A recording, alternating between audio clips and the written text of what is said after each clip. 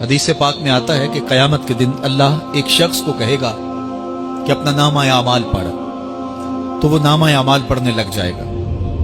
तो नामा आमाल के अंदर छोटे गुनाह भी होंगे, बड़े गुनाह भी होंगे। तो अल्लाह से हया करते हुए, शर्म करते हुए वो बड़े बड़े गुनाहों को छोड़ता जाएगा और छोटे छोटे गुनाहों को पढ़ता रहेगा। जब वो सारे गुनाह पढ़ चुकेगा और किताब खत्म होगी तो अल्लाह ताला उससे फरमाएगा, मेरे बंदे, तूने ये जितने गुनाह पढ़े हैं मैंने सबको बदल के नेकियों में तब्दील कर दिया।